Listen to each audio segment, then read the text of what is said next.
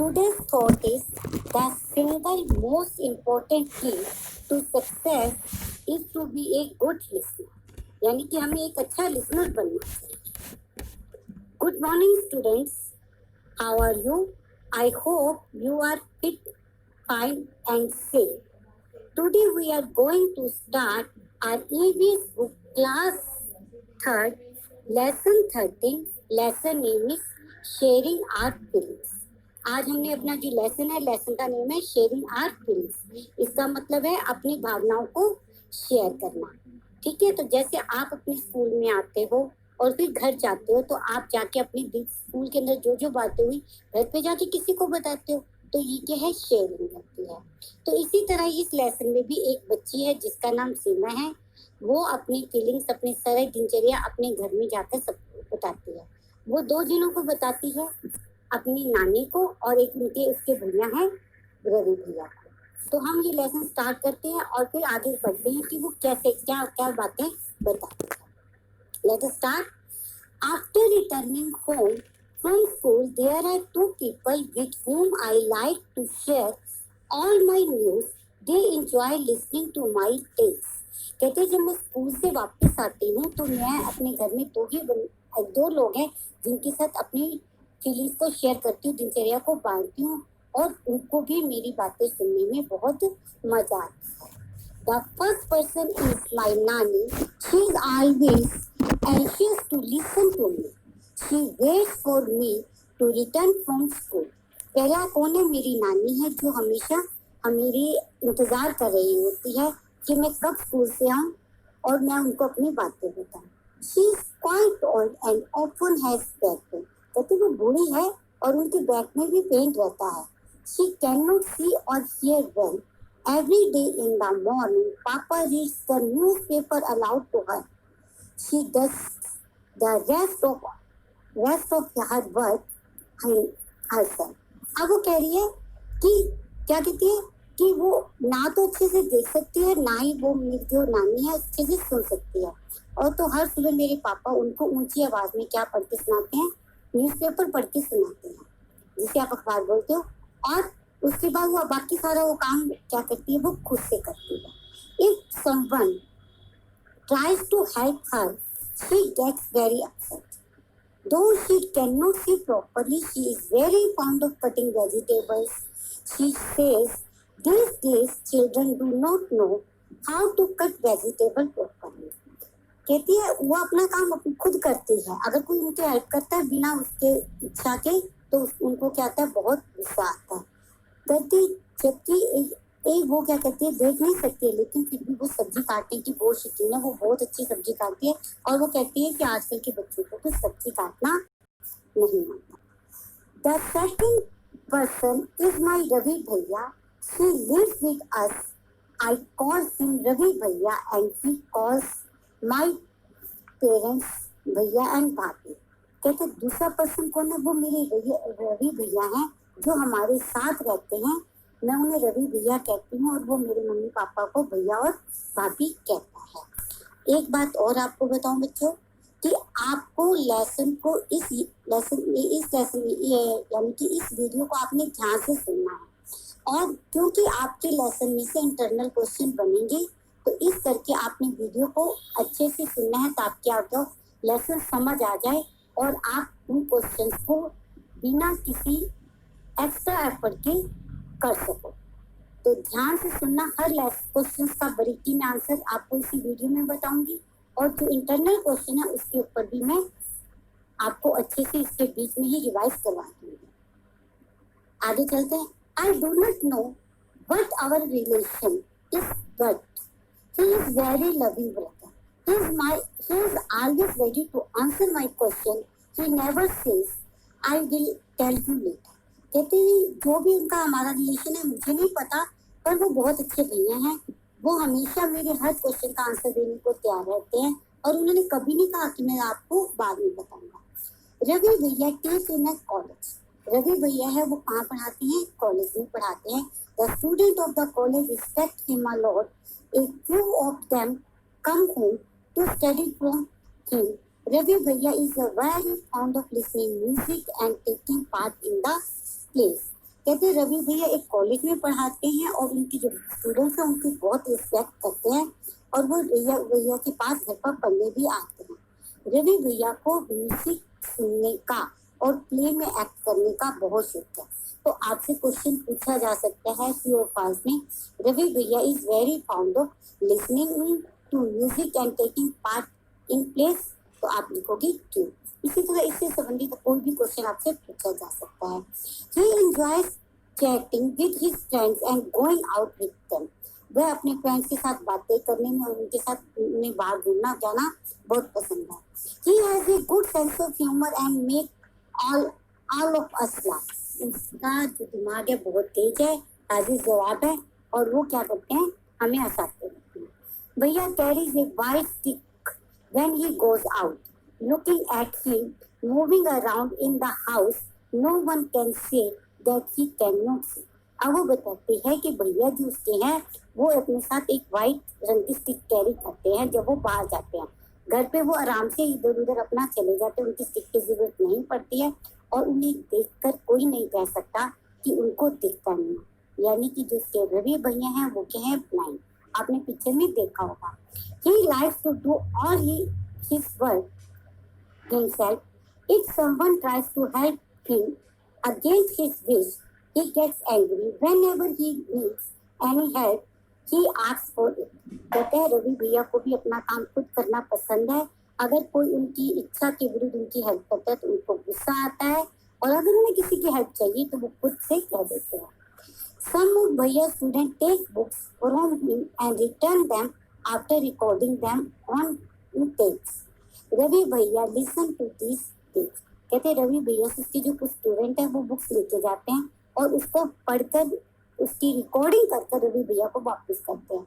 रवि भैया उस रीडिंग को सुनकर उस चीज को अच्छे से समझते हैं क्योंकि उनको दिखता तो है नहीं, तो कुछ चीजें वो कहते हैं इस पर यानी कि रिकॉर्ड कर सुन लेते हैं। Bhaiya has many other books to.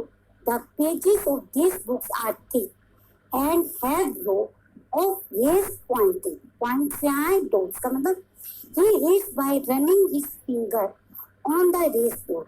कहते हैं रवि भैया के पास कुछ और बुक्स भी हैं जो उनके कागज के थोड़े मोटे हैं और जो उसके ऊपर अक्षर लिखे हुए हैं वो डॉट डॉट के रूप में उभरे हुए हैं। और रवि भैया इन बुक्स को कैसे पढ़ते हैं, उनके ऊपर अपनी फिंगर्स को फेरते हैं और वो उस बुक को पढ़ते हैं। अभी हम आगे पढ़ेंगे कि ये कौन सी बुक है और इसको क्या कहा जाता है जो फिंगर से पढ़ी जाती है या जो ब्लाइंड लोग पढ़ते हैं।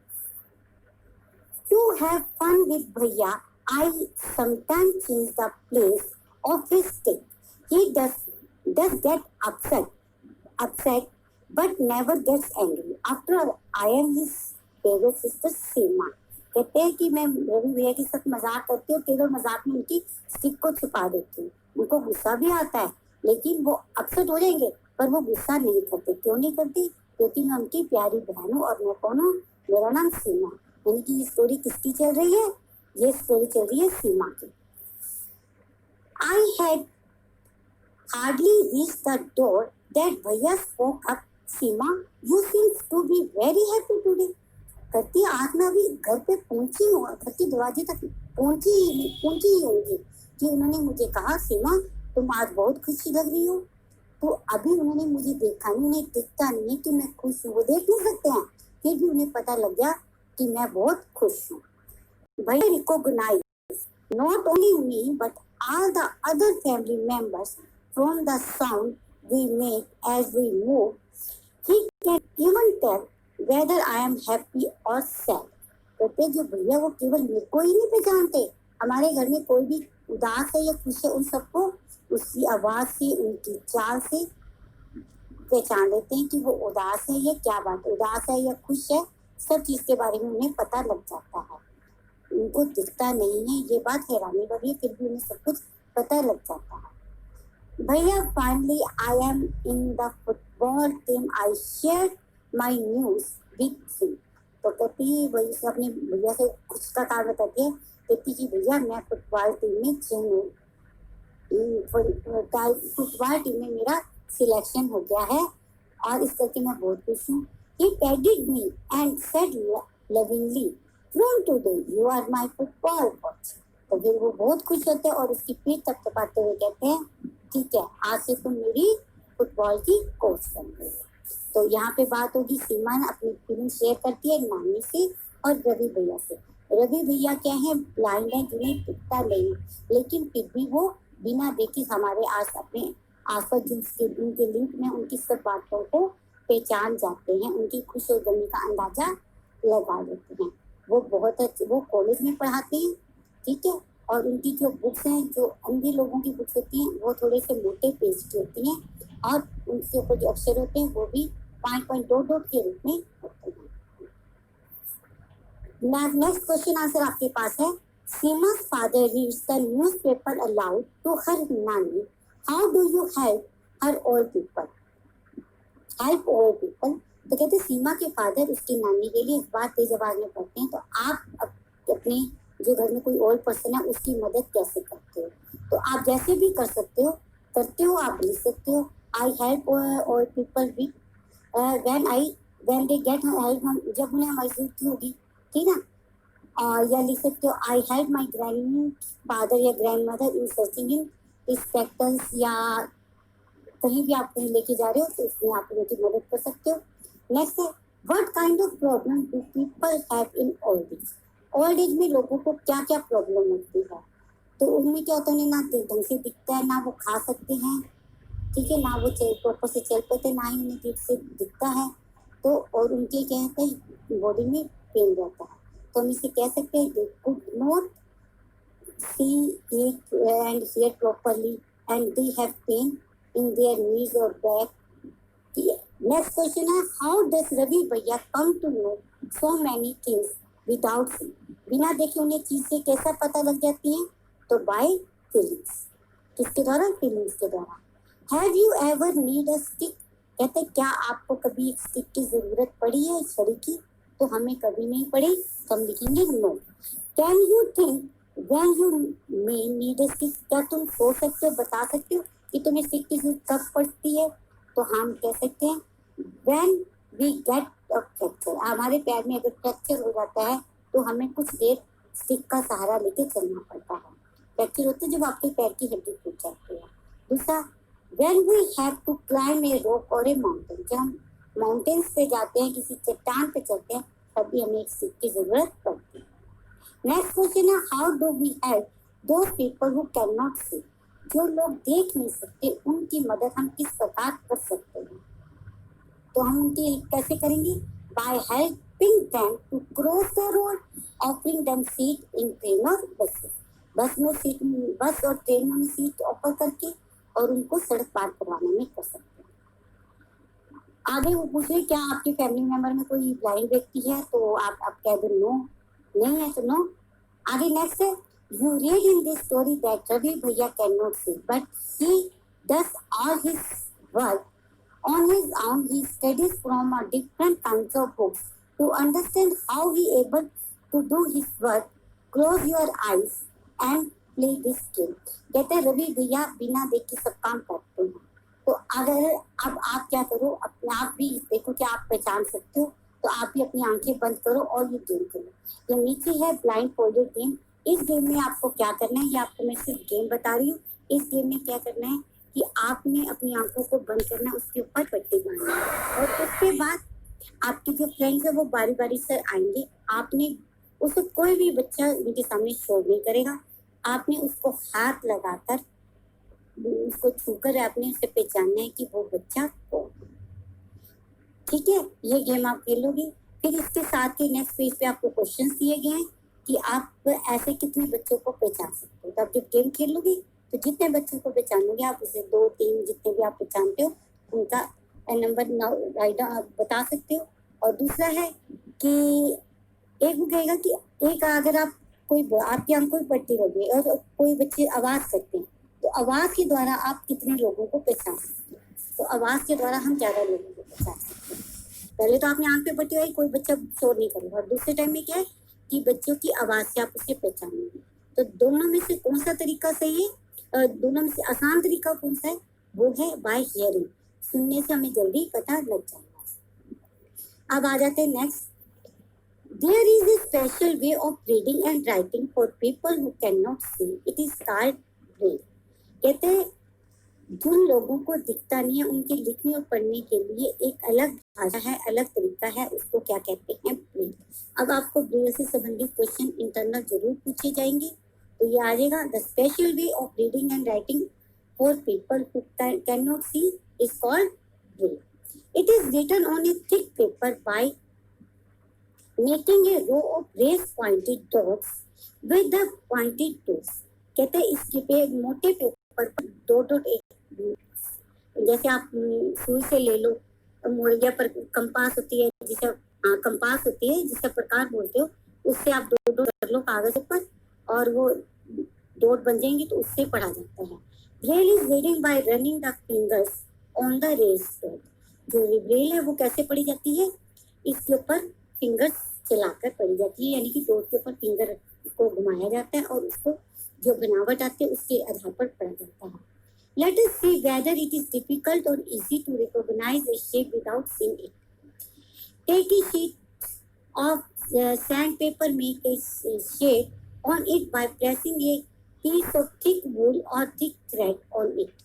Ask your friend to close your क्या कहते हैं, her or his eyes and identify the shape by running her or his finger on the shape. Ask your friend, was it was easy or difficult? तब आप ये खुद करके देखो, ऐसे बनाओ, पेज के ऊपर डॉट डॉट लगाओ, कोई थ्रेड लगाओ, फिर उसे कहो कि आप इसके ऊपर फिंगर लगा के देखिए है क्या उसको आसान लग रहा है। Take a thick paper of piece of paper, make an outline on the paper with the help of compass or a needle. Make a dot at a short distance on the outline draft. You can see that the paper is raised on the outside. Now ask your friend to close his or her eyes and feel with the fingers to tell what you have obtained. Isn't it difficult? Think about how people who cannot see and able to read. अब वो कहते हैं कि ये game आप करो खुद paper पे, ऐसे दो दो बन से बनाओ और पूछो एक दूसरे से कि ये मैंने क्या बनाया, तो देखो ये मुश्किल है या इजी है, और सोचो कि जिन लोगों को दिखाई नहीं देता उनके लिए ये कितना मुश्किल होगा ये पढ़ना, ये लिखना, कि इस लैंग्वेज को पढ़ना कितना मुश्किल होगा। अब आ जाता है let us learn about Braille. अब हम पढ़ते हैं कि ब्रेल क्या चीज़ है, इसका इन्वेंट किसने किया और कैसे किया। अब यहाँ पे बात करते हैं, you have seen that Ravi bhaiya read a special type of books, how were these books made, who first thought of these books? Let us find out about it. Louis Braille belonged to France. One day, when he was 3 years old, he was playing with his father too. Suddenly, a pointed tool hurt his eyes. He lost his eyesight. He had keen interest in study. He did not give up. He kept thinking of different ways to read and write. Finally, he found a way, reading by touching and feeling. This way of reading later came to be known as Braille. अब वो बताता है कि Braille कैसे आई। कहता है एक बच्चा था जो फ्रांस था, फ्रांस का रहने वाला था, जिसका नाम था लुइस ब्रेल। एक दिन वो अपने पापा के साथ काम कर रहा था, तो पापा के टूल्स के साथ खेल रहा था, तो उसके एक ब्रेल टूल्स जो था उसकी आंख में लग गया, जिससे उसकी क्या है आईसाइट, 3 साल का था, उसकी आईसाइट चली गई, आंख में वो उजाड़ गया। तभी आपको कहते हैं कभी भी शार्प ऑब्जेक्ट के साथ नहीं खेलना चाहिए, और कोई भी ऐसा खेल नहीं खेलना चाहिए जिससे हमें इस तरह कोई चोट लग जाए। तो वो खेला, उसकी आई से गिरी, लेकिन उस बच्चे को पढ़ने का बहुत शौक था। उसने ना दिखने के बावजूद भी अपनी हार नहीं मानी और ये तरीके ढूंढने लगा कि कैसे मैं पढ़ सकता हूँ। आज की तरह ये मोबाइल, ये ऑडियो वीडियो रिकॉर्डिंग टेप उस टाइम नहीं होते थे, तो फिर उसने अंत में एक रास्ता ढूंढ लिया, कौन सा? बाय जो रीडिंग है किसके द्वारा, टचिंग एंड फीलिंग, छूकर और महसूस कर उसने इसका इस लैंग्वेज को बनाया। तो इसी के आधार पर उसने ये छूकर लैंग्वेज बनाई। तो इस लैंग्वेज को क्या कहा जाता है? Braille script. In this type of script a row is raised dot are made on the thick paper. Because these dots are raised, they can be read by running the fingers on them. This script is based on the 6 point. The Braille script has undergone many changes these days. This has this has made reading and writing simpler. Braille can now also be written using the computer. कहते हैं कि जो Braille script होती है ये मोटे paper पर dot के द्वारा लिखी जाती है, मोटे मोटे डॉट्स होते हैं उसके द्वारा लिखी जाती है, डॉट से लिखी और पढ़ी जाती है, फिंगर्स इसके ऊपर हम फेरते हैं और उसकी शेप बनती है। इस स्क्रिप्ट में 6 पॉइंट होती है। ये बात ध्यान रखना कि जो ब्रेल स्क्रिप्ट है वो 6 पॉइंट पर बेस्ड है, ठीक है। और आजकल इसके अंदर उसके बाद बहुत सारे चेंजेस आ गए हैं और इसको आसान पढ़ने और लिखने में और भी आसान बनाया जा रहा है।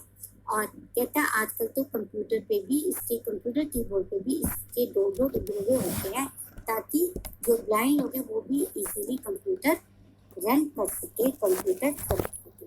तो आज इसके अंदर हमने क्या कर लिया, स्क्रिप्ट के बारे में पढ़ लिया। तो क्या है, ब्रेल स्क्रिप्ट लुईस ब्रेल के नाम का एक लड़का था जो बचपन में जब वो 3 साल का था इसकी आंख में एक तीखा औजार लग गया। जब वो खेल रहा था तीखा औजार उसकी आंख में लगा जिससे उसकी आंखों की रोशनी चली गई। फिर उसने अपने पढ़ने के शौक को पूरा करने के लिए एक तरीका ढूंढा जिसे था फिर क्या था, टचिंग एंड फीलिंग। इसके आधार पर उसने कौन सी लैंग्वेज बनाई, ब्रेल स्क्रिप्ट। और ब्रेल स्क्रिप्ट कितने डॉट्स पर आधारित है, ये 6 डॉट्स के ऊपर बेस्ड। तो ये आपने ध्यान रखना है, इसके ऊपर इंटरनल क्वेश्चन पूछे जाते हैं। ये लेसन हमारा कंप्लीट हो गया। Thank you, have a nice day.